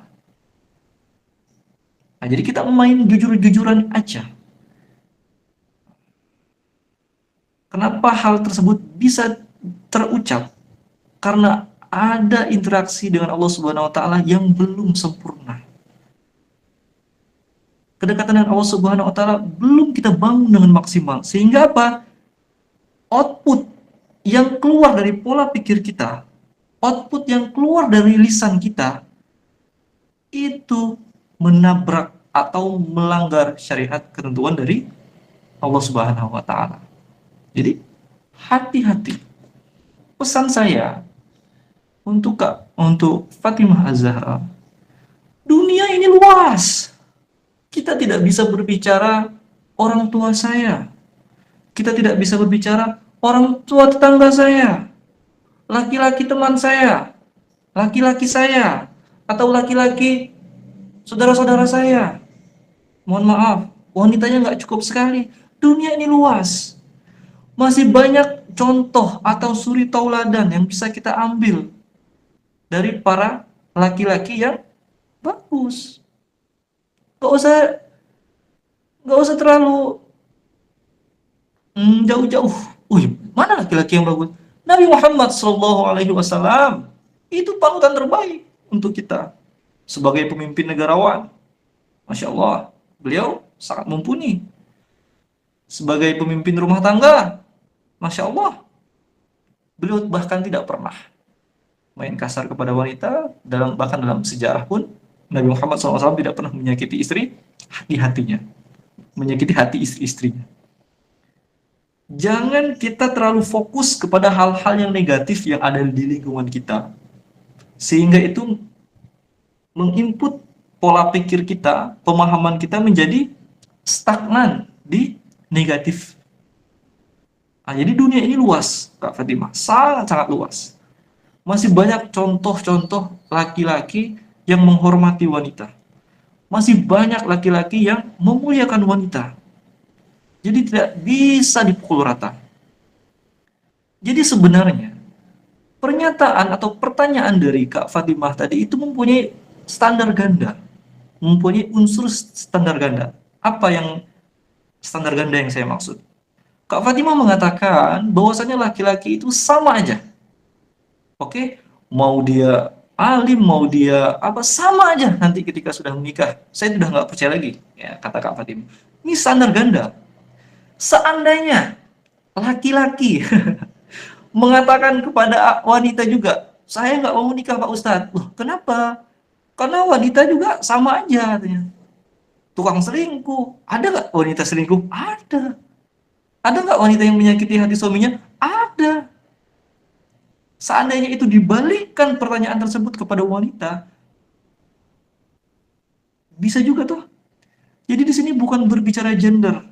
Mau laki-laki, mau perempuan, sama. Kita setara, equal. Kata Allah itu, inna akramakum indallahi atqakum. Yang menjadikan perbedaan di antara kita itu ialah ketakwaannya. Jadi sampai di sini paham ya? Jangan terlalu fokus, Kak Fatimah Azhara, dengan hal-hal yang negatif. Mulai dari sekarang, mulai banyak baca buku, literasi. Di YouTube udah banyak, kalau misalnya baca buku nggak sempat, dengar aja kajian-kajian di YouTube tentang pernikahan. Kemudian, ini sudah bagus Kak Fatimah mengikuti kajian seperti ini. Insya Allah, Allah akan memberikan hidayah, Allah akan memberikan sinyal-sinyal positif. Jadi jangan fokus kepada keburukan. Sangat banyak Allah memberikan afirmasi-afirmasi positif dalam kehidupan ini. Nikmat-nikmat Allah begitu indah. Kenapa kita harus fokus dengan hal-hal yang tidak elok?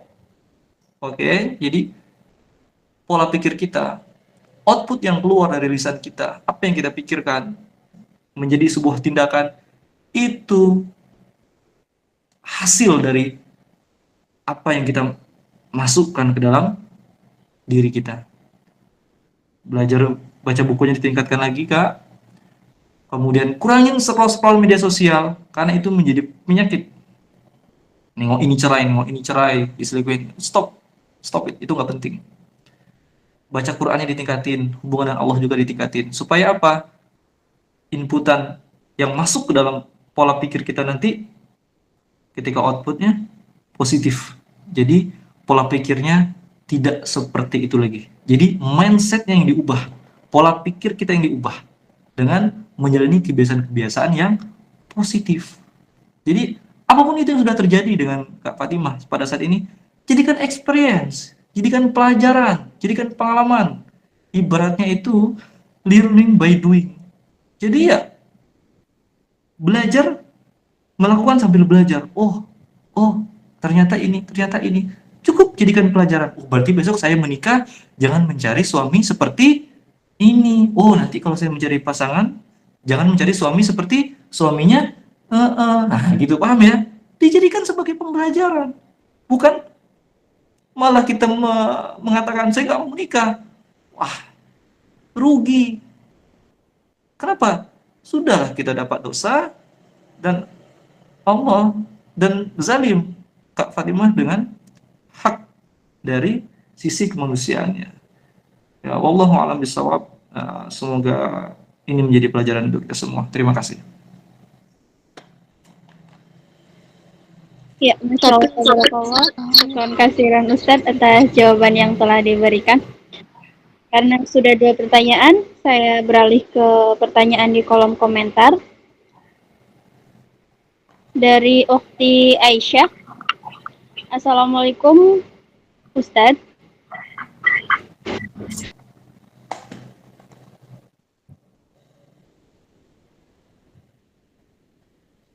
Ya,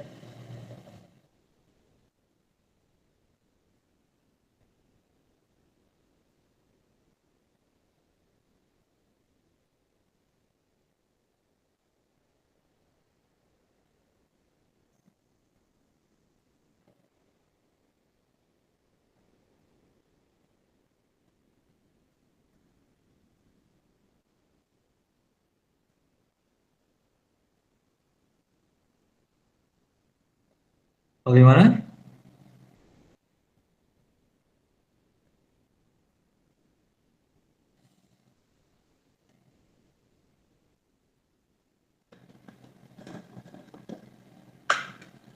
Saya izin sambil makan ya.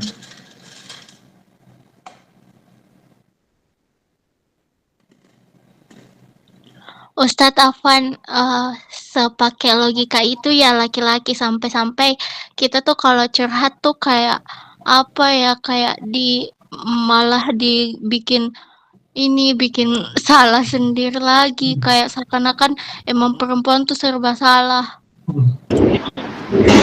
Cek. Afwan Ustadz, Oke. ada kendala jaringan. Oh, it's okay. Lanjut Kak. Ya, baik, izin Ana. Saya stop dulu makannya.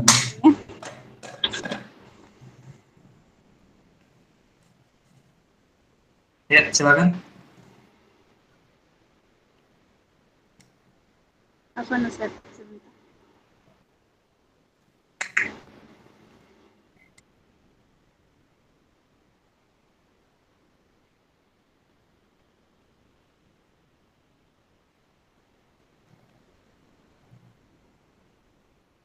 Ada pertanyaannya Kak?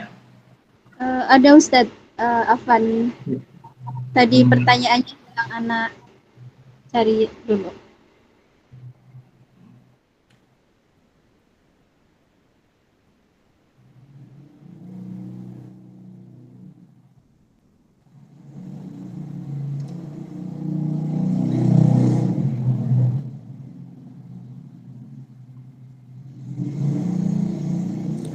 Ini ya, pertanyaan yang di kolom chat ini ya?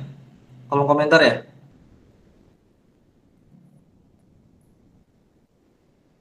Ya, nah Ustadz, izin Ana bacakan. Afwan, ada gangguan jaringan jadi sinyalnya nge-lag.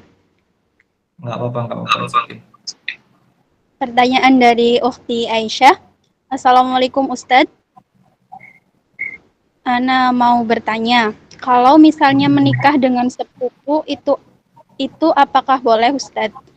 Dan kalau pacaran itu haram ya Ustadz, tapi sekarang banyak yang pacaran dan apakah kita boleh menasehati teman kita itu? Syukran Ustadz. Pada Ustadz. Oke. Saya jawab. Namanya Aisyah ya. 2 kali Aisyahnya. Sebelum saya menjawab pertanyaan dari Kak Aisyah, saya ingin menanggapi sedikit dari Kak Fatimah. Dari Kak Fatimah menanggapi bahwasannya, kenapa kalau perempuan yang bertanya seperti itu seakan-akan saya menjawabnya itu membuat jawaban yang perempuan itu memang selalu salah gitu. Enggak, no. Tidak seperti itu ya. Sudah saya sampaikan tadi, jawaban saya tadi tidak tendensius, tidak ada indikasi tendensius kepada salah satu gender. Ya, saya tidak berbicara gender tadi. Mau dia perempuan, mau dia laki-laki, jikalau memiliki paradigma yang seperti itu paradigma yang salah. Nah, jadi saya menjawab kapasitas saya fokus kepada permasalahannya, kepada pola pikir Kak Fatimah. Oke, bukan menyerang fisiknya atau menyerang individualnya, enggak. Paham ya maksudnya ya? Bukan menyerang wanita juga, enggak. Jadi saya lebih menyerang pola pikir yang salah, mindset yang salah, itu yang harus kita baiki. Maka pesan saya tadi kepada Kak Fatimah dan teman-teman semua, mulai banyak baca buku, mulai banyak lihat-lihat atau dengar kajian, tingkatkan ibadahnya kepada Allah supaya hasil yang masuk ke otak kita outputnya bagus. Oke, pola pikirnya bagus. Nah, seperti itu ya Kak Fatimah. Oke, saya jawab dulu pertanyaan dari Kak Aisyah. Apakah menikah dengan sepupu boleh? Boleh. Menikah dengan sepupu itu boleh. Ya, karena sepupu itu bukan yang diharamkan, bukan termasuk saudara yang dilarang oleh Allah Subhanahu wa taala. Sepupu itu kan satu nenek, satu kakek. Beda ayah, beda ibu. Misalnya saya punya ibu, saya punya adik, adiknya punya anak. Ya boleh saya nikah, gitu kan. Boleh. Boleh ya, Kak ya? Oke, kemudian pertanyaannya, banyak di antara teman Kak Isa yang pacaran, bolehkah saya menasehatinya? Tentu saja boleh. Tentu saja boleh. Namun ketika menasehatinya jangan sampai menyakiti hatinya. Jangan sampai menyampaikannya dengan tidak ahsan, tapi tetap sampaikan dengan yang baik. Nah, pertanyaan ini bagus, teman-teman. Kenapa? Banyak orang berpikir bahwasannya kita itu jangan dikit-dikit nasihatin orang, jangan menyampaikan. Kita itu bukan dai. Dai itu harus yang khotbah. No. Wal takum minkum ummatu yad'una ilal khairi wa ya'muruna bil ma'ruf wa yanhauna 'anil munkar, kata Allah. Jadi kata Allah, kita ini pemuda-pemuda, ya kan? Kita ini adalah dai. Dai itu apa? Pendakwah. Apa pendakwah itu? Penyeru pada kebaikan, mencegah nahi mungkar.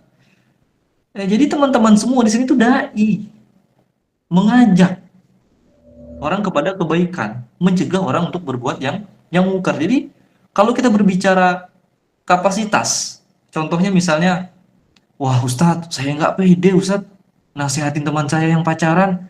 Kenapa? Saya bukan ustazah, saya bukan pesantren. Lah, kalau kita cara berpikirnya seperti itu, bagaimana dengan sahabat Nabi dulu ketika baru masuk Islam? Contohnya ada Umar, ada Abu Bakar, baru masuk Islam loh. Iya kan? Kalau kita dari Islam dari bayi, teman-teman. Umar, Abu Bakar masuk Islam ini ketika separuh umurnya. Bagaimana ketika mereka mengajak para kaum Quraisy untuk masuk Islam? Mereka juga berpikir dong, wah saya belum mampu Rasulullah mengajak orang berdakwah. Kenapa? Ilmu saya masih cetek, masih jauh dari Nabi Muhammad. Kan pola berpikirnya nggak seperti itu. Kalau pola berpikirnya seperti itu, Islam nggak akan berkembang sampai sekarang, teman-teman. Umar dengan lantangnya, dengan gagahnya menghunuskan pedang di antara kaum kafir Quraisy. Siapa yang ingin istrinya menjadi janda, yang ingin suaminya menjadi duda, yang anaknya tidak mempunyai orang tua, sini datang. Jangan pernah ganggu Islam dan jangan pernah ganggu Muhammad. Baru masuk Islam Umar. Bayangkan. Nah, jadi Kak Isya, nasihati saja selagi itu baik. Namun disampaikan dengan lemah lembut. Jangan sampai nasihatnya malah membuat silaturahminya tidak baik-baik saja. Yang niatnya baik, namun dengan penyampaian yang kurang tepat, akhirnya malah negatif. Seperti itu. Ada cara-caranya. Ya, terima kasih. Ya, Masya Allah, tabarakallah, syukran kasiran atas jawabannya Ustadz, semoga terjawab. Baik, kita ke pertanyaan berikutnya dari Ukhti Anissa Nuraini. Assalamualaikum Ustadz, Afwan isi bertanya. Gini Ustadz, sebelumnya Ana dulu pernah ada rasa sedikit trauma dengan namanya keseriusan. Karena sempat gagal ketika semua sudah direncanakan. Nah, bagaimana caranya supaya kita percaya bahwa seseorang itu adalah jodoh yang sudah Allah tentukan untuk kita, dan itu bukan suatu ujian lagi untuk kita? Pada Ustadz Rahmat dipersilahkan. Seperti yang sudah saya sampaikan tadi, Kak Anissa Nuraini, ya. 50.000 tahun sebelum dunia ini diciptakan, Allah itu sudah mentakdirkan jodoh kita. Sebenarnya simple saja cara berpikirnya. Kalau gagal, tidak jadi menikah lah istilahnya. Hatta apapun itu alasannya. Cowoknya selingkuh lah, mohon maaf. Atau cowoknya rupanya memutuskan untuk tidak lanjut menikah. Apapun itu. Intinya takdirnya tidak jodoh. Sesimpel itu. Jadi mau cara apapun memaksakan kita, ya, mau dengan sekeras apapun kita maksa supaya orang itu menjadi jodoh kita. Kalau kata Allah enggak, ya enggak. Tapi semustahil apapun cowok itu atau akhwat itu menjadi jodoh kita. Tapi kalau memang itu jodoh kita, maka akan Allah pertemukan. Oke ya. Jadi bagaimana caranya atau tips lah agar kita itu tahu kalau itu, wah ini nih jodoh saya nih. Nah seperti itu kan. Dengan cara apa? Istikharah. Misalnya ini saya contohkan ya teman-teman ya. Misalnya Kak Anissa ada ikhwan yang mau ta'aruf atau yang mau kenalan lah, dapat informasinya dari tetangga atau dari teman-teman. Langsung dita'arufkan. Mohon maaf. Langsung diistikharahkan. Sholat. Minta dengan Allah yang terbaik. Kalau memang itu jodoh kita, maka kita akan terngiang-ngiang. Ibaratnya itu kita akan fokus. Kita akan teringat dengan pasangan tersebut. Tapi dengan catatan, nih pesan saya, dengan catatan, ketika nanti Kak Anissa dan teman-teman semua ya mendapatkan informasi, baik punya ikhwan maupun yang akhwat ya, ada yang ingin ta'aruf, jangan dulu minta foto. Ustadz sepil dong, saya ingin lihat wajahnya. Jangan. Ketika ada informasi, oke. Ada yang ingin ngajak nikah, kalau memang udah siap nikah ya teman-teman ya, bukan untuk main-main. Langsung ta'aruf, langsung sholat istikharah. Kenapa? Karena kalau kita sudah melihat wajah duluan, apalagi yang mau kita ta'arufkan? Takutnya itu menjadi nggak khusyuk ketika sholat, Allahu Akbar. Waduh, wajahnya nggak sesuai dengan pilihan saya, wajahnya kayak anak kecil misalnya. Waduh, wajahnya udah dewasa banget ya, kumisnya panjang misalnya, jenggotnya panjang. Akhirnya istikharah itu nggak murni lagi. Pikiran kita tuh gak khusyuk lagi. Karena apa? Sudah ada unsur-unsur yang masuk di kepala kita. Tapi kalau kita belum mengenal orangnya, kita istikharah tapi hati kita tenang. Kemudian hati kita lebih condong, lebih cenderung mengingat dia, lebih penasaran lagi. Itu salah satu ciri-cirinya. Tapi dengan catatan ya teman-teman ya, jangan dulu lihat wajahnya. Takutnya itu bisa merusak niat kita dalam sholat istikharah. Jadi kalau memang benar-benar ya ingin menikah secara syar'i ya seperti itu. Jadi pertanyaan lagi nanti, wah ya Pak Ustadz, jadi nanti ketika ta'aruf rupanya nggak sesuai dengan wajahnya apa? Ya kan baru ta'aruf, masih bisa menolak dong. Seperti itu. Jadi Allah itu hanya memberikan sinyal, oke? Dan yang mengubahnya siapa? Ya kita, manusia itu sendiri. Nah, seperti itu, Kak Anissa. Terima kasih. Ya, Masya Allah, tabarakallah, syukran Ustadz atas jawabannya, semoga terjawab.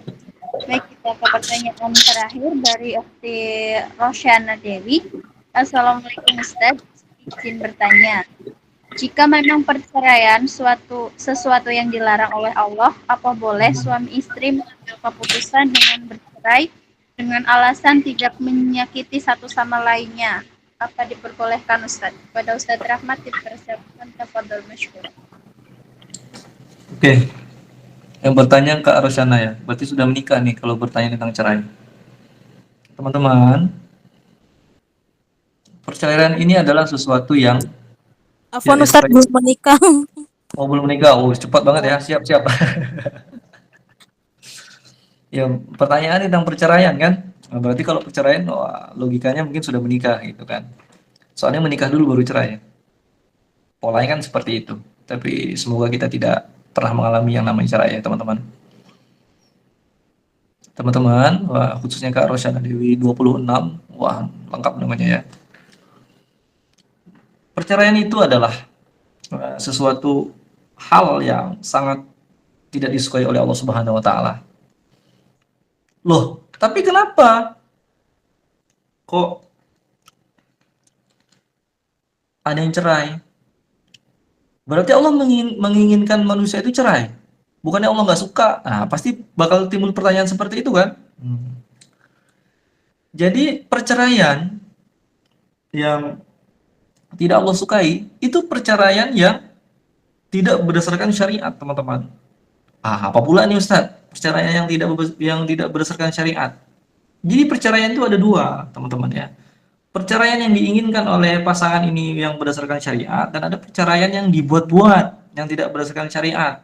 Jadi alasan ingin cerainya itu tidak masuk dalam kategori hukum fikih. Seorang istri atau seorang pasangan itu ketika ingin cerai, menuntut cerai, itu harus memenuhi beberapa unsur. Yang pertama, contohnya, misalnya pasangannya murtad. Wah, itu wajib cerai, wajib pisah, karena sudah beda ranahnya, beda jalannya. Kemudian yang kedua, seorang istri atau seorang suami, mohon maaf, melakukan dosa besar, perselingkuhan di luar pernikahan. Itu salah. Bolehkah istri meminta cerai? Oh, boleh. Bolehkah suami meminta cerai ketika mengetahui istrinya main di belakang? Boleh, tentu saja boleh. Itu opsi yang pertama. Karena dulu pada zaman Nabi Muhammad SAW ada salah satu sahabat, ketika pulang ke rumahnya dia melihat ada seorang lelaki asing berada di rumahnya. Walaupun belum diketahui mereka itu ngapain. Tapi ketika mengadu kepada Nabi Muhammad SAW, Nabi menyampaikan, kamu berhak untuk menceraikannya. Itu opsi yang pertama. Tapi saya masih mencintainya ya Rasulullah. Saya masih mencintainya. Ya udah, kalau kamu masih mencintainya, support dia, dukung dia, nasihati dia untuk kembali ke jalan Allah, taubat. Iya kan? Jadi opsi yang pertama tuh cerai kan. Kalau misalnya masih cinta, yang kedua, tapi kita harus bisa mendakwahinya. Nggak lama kemudian, akhirnya cerai juga. Loh, kenapa cerai, kata Rasulullah? Nggak sanggup, ya Rasulullah, kenapa? Saya selalu terbayang-bayang istri saya bersama pria tersebut. Ya akhirnya cerai. Jadi opsi yang pertama tuh bahkan cerai ketika pasangan itu sudah melakukan dosa besar. Kemudian yang ketiga, teman-teman, seorang suami, ya, istri itu bisa menuntut suami. Dalam kasus perceraian itu seorang suami hilang tanpa kabar selama 2 tahun kurang lebih, nggak memberikan nafkah baik lahir maupun batin, itu boleh cerai. Dan kemudian syarat yang lainnya yaitu seorang suami tidak memberikan hak kewajibannya. Contohnya tidak memberikan nafkah lahir, batin, sandang pangan maupun pangan, itu boleh cerai, teman-teman semua. Nah, kemudian kalau cerai yang seperti itu dibolehkan oleh Allah Subhanahu wa taala. Oke. Tapi cerai yang tidak disukai oleh Allah Subhanahu wa taala itu yang mengada-ngada. Contohnya apa? Mohon maaf. Misalnya keadaan suaminya ini ekonominya sedang tidak stabil, sedang turun lah, sedang downtrend gitu kan, grafiknya lagi downtrend. Tapi istrinya nggak sabaran. Ada uang abang ku sayang, nggak ada uang abang ku tendang. Nah, jangan sampai seperti itu, ya. Itu yang Allah nggak sukai. Kemudian kita tertarik dengan misalnya dengan ikhwan atau akhwat lain ketika sudah menikah. Akhirnya kita membuat skema serapi mungkin agar kita bisa bercerai. Pura-pura salah lah atau pura-pura menyalahkan pasangan. Nah, itu tidak. Pokoknya perceraian yang tidak sesuai dengan syarat-syarat tadi, itu Allah sangat-sangat murkai. Hati-hati ya teman-teman. Nah, kemudian pertanyaannya, apakah boleh suami istri mengambil keputusan dengan bercerai dengan alasan tidak menyakiti suami?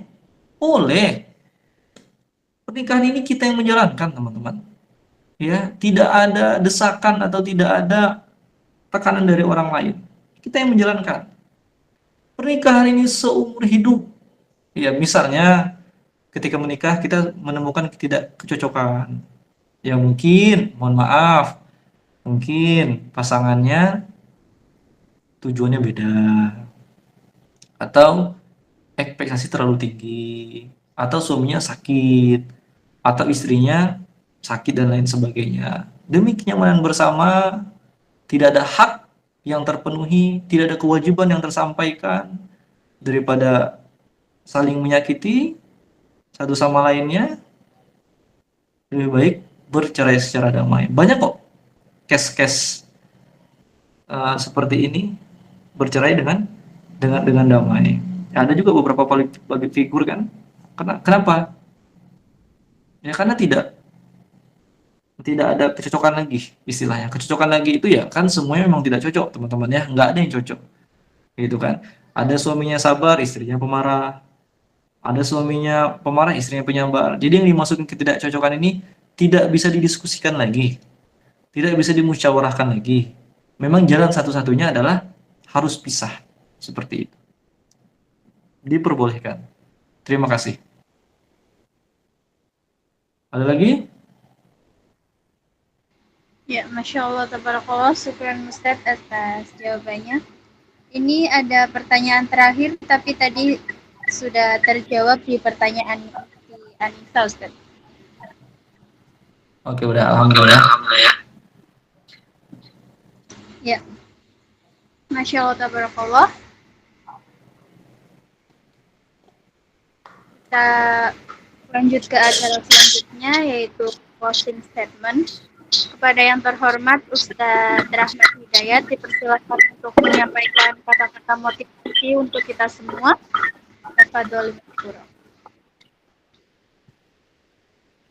Sebentar ya.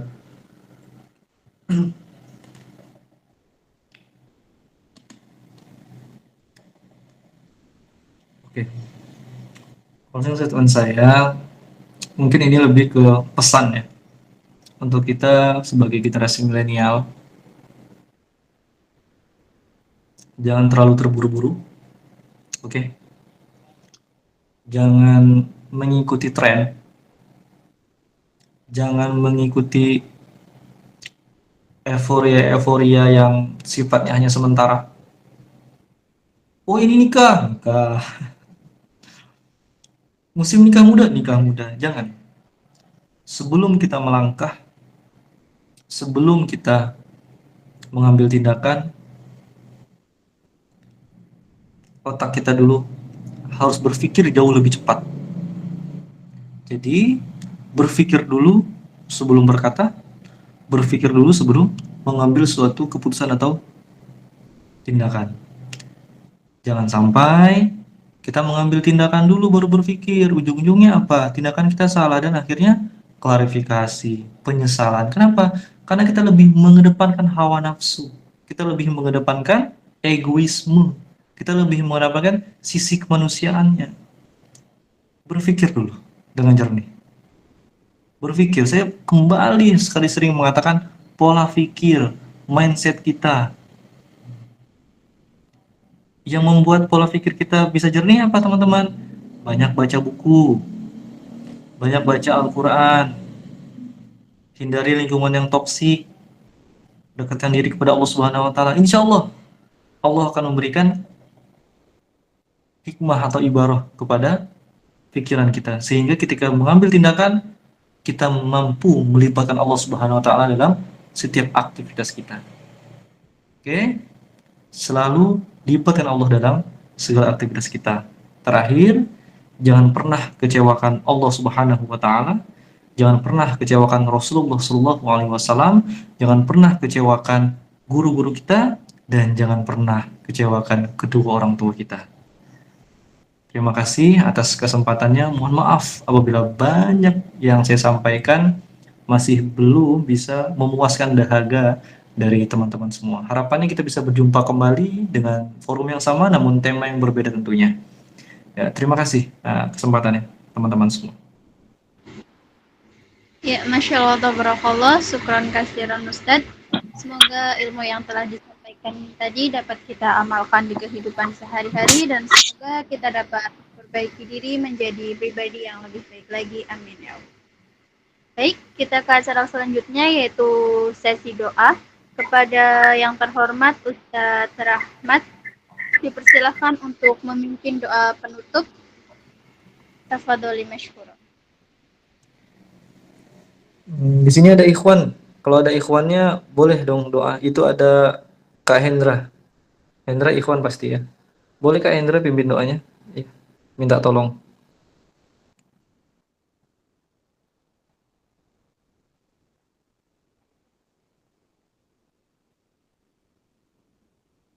Wah, hilang ya. Nggak ada lagi. Baik, berarti saya yang baca doanya. A'udzubillahi minasyaitonirrajim. Bismillahirrahmanirrahim. Alhamdulillahi rabbil alamin. Hamdan syakirin, hamdan na'imin. Hamdan yuafi ni'mahu wa yukafihu mazida. Ya Rabbana lakal hamdu kama yanbaghi li jalali wajhikal karim wa azimi sultanik. Allahumma salli ala Sayyidina Muhammad wa ala ali Sayyidina Muhammad. Allahumma ighfir lana dhunubana wa liwalidina warhamhum kama rabbawna sighara wa li jami'il mu'minina wal mu'minat wal muslimina wal muslimat al ahya'u minhum wal amwat innaka ala kulli syai'in qadir. Allahumma jammilna bil afiyah wassalamah wa hakikna bit taqwa wal istiqamah wa a'izna bimujibatin nadamah innaka sami'ud du'a. Allahumma a'inna ala dzikrika wa syukrika wa husni ibadatik. Allahumma rabbana taqabbal minna salatana wa siyamana wa ruku'ana wa sujudana wa tadarru'ana wa takhashu'ana wa ta'abbudana wa tamim taqsirana ya Allah ya Allah ya arhamar rahimin. Rabbana آتنا في الدنيا حسنة وفي الآخرة حسنة وقنا عذاب النار. سبحان ربك رب العزة عما يصفون والسلام على المرسلين والحمد لله رب العالمين. تقبل الله منكم منا ومنكم. تقبل يا كريم.